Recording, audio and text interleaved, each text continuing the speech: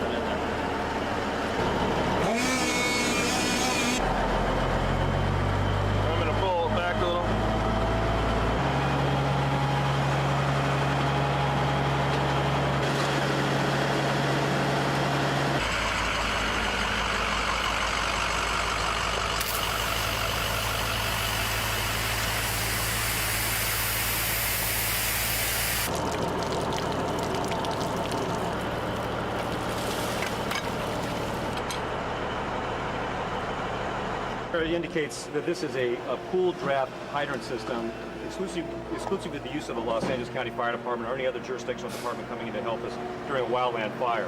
This indicates to us that this property, new pool under construction, has been equipped with a pool draft hydrant system that allows us to draw water directly out of the pool in the event that we have a wildland fire and our domestic hydrant system is incapable of providing the adequate amount of water we need for mitigation of the fire or structure protection in this area.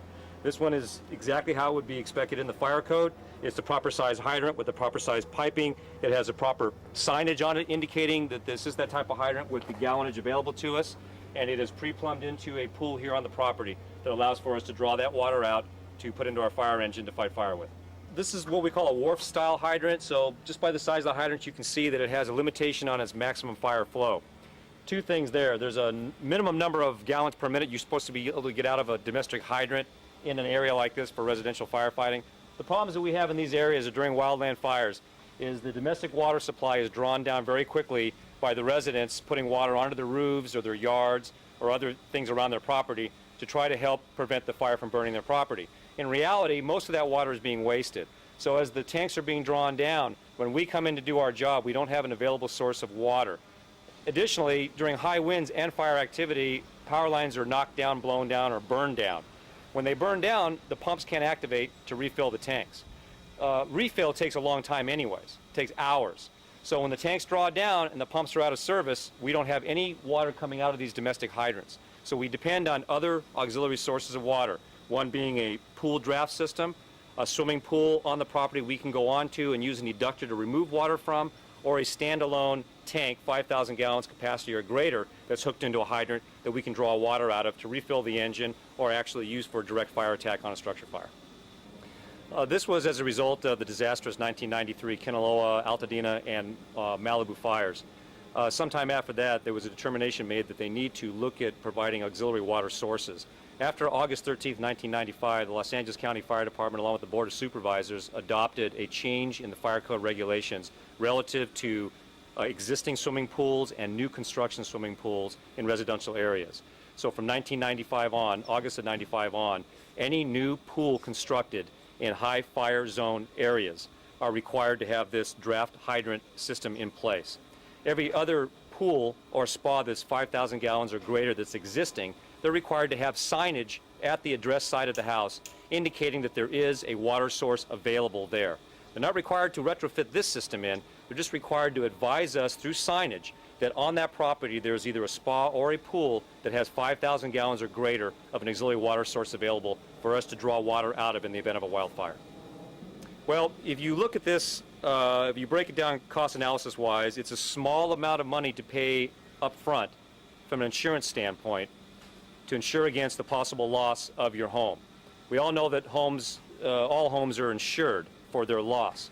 We also know that there's things inside of a home that even though furniture can be replaced, there's a lot of items that are lost in the fire that can never be replaced. So to eliminate the possibility of people going through that type of a trauma, these types of additions to their property to make us be able to do our job better, more efficiently, and more safely is a real benefit to the homeowner. And even though there's an upfront cost involved, when you spread that over the life of the homeowner or the living in that residence, it's a very, very small amount of money to provide them a lot of safety and security. This auxiliary water source that this individual resident's providing to us, we're also going to be using to protect all of the homeowners in the area, in addition to use to fight the fire in the watershed area. So it's for the environment, it's for the community as a whole, it's for the neighborhood residents as a whole. So it does bring people together as a sense of community and provide that protection for everybody that's in this area. Again, the portable pump, there's a variable there. If it's a homeowner-owned portable pump, with any pump or motorized apparatus or piece of equipment, there's some maintenance involved. You know, we check our stuff daily. Highly unlikely the person or resident is going to check his pump daily. It may work, it may not work. This is a in-place, 365 days out of the year, 24/7 system that's available for our use and has really virtually no moving parts with the exception of this stem that opens the valve inside this hydrant. So we can come and hook up to it instantly, very quickly, and draw a significant amount of water out. The eductor that we carry, the evolution takes a few more minutes. It does require us to stretch hose at least 150 feet to the water source and then back again into our pump. So there is just a little bit more time and effort involved to do that. Plus, the amount of water we can draw out of that eductor is only between 60 or 80 and 120 gallons per minute. This one we can get up to about 500 gallons per minute, which is a significant amount of water when you're fighting a fire of the kind of magnitude that we see during wind-driven brush fires in the Malibus. We would like to see more of these in the area. So a combination of these auxiliary water sources along with homeowners being very, very diligent about brush hazard abatement and clearance, creating a defensible space around their properties, fire-resistant construction, eliminating the hazards of materials around their house that could combust very easily and spread to the house.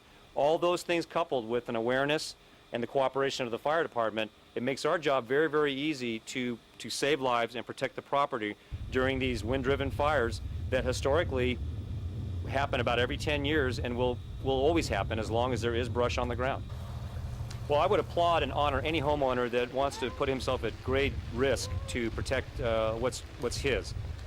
We try to assist those people as much as possible and encourage that if they do go on such an endeavor, that they keep some safety in mind. One of them that we like to tell people to do is dress appropriately for that. They don't want to be caught out in their yard when a blast of hot air or fire comes up the back of their property and catches them in slaps and shorts. They should be dressed with a long sleeve cotton type shirt, generally Levi's, have their head protected, wear gloves, and using water very sparingly. Putting water on their lawn, on their roof, on the patio is really not going to do much good during a wind, low humidity, high wind condition. They really need to think about removing hazards away from the house like wood piles, plastic furniture, drawing the blinds inside their house, closing up any openings they can, closing over the openings on the gable vents and attics. Also preparing themselves to shelter in place should the fire start. Once the fire comes through the area and blows over the house, then they can come outside, use that hose and that water very sparingly to put out any spot fires around their property.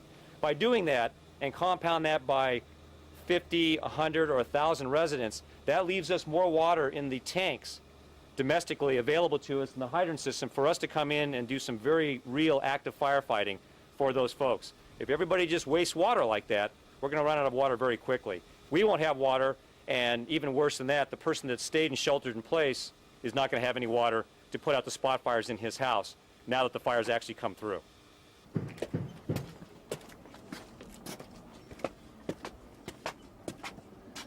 Well, we've got a pool here that's obviously greater than 5,000 gallons. That's the minimum requirement. And as indicated by the sign on the street, it's a 29,000 gallon pool.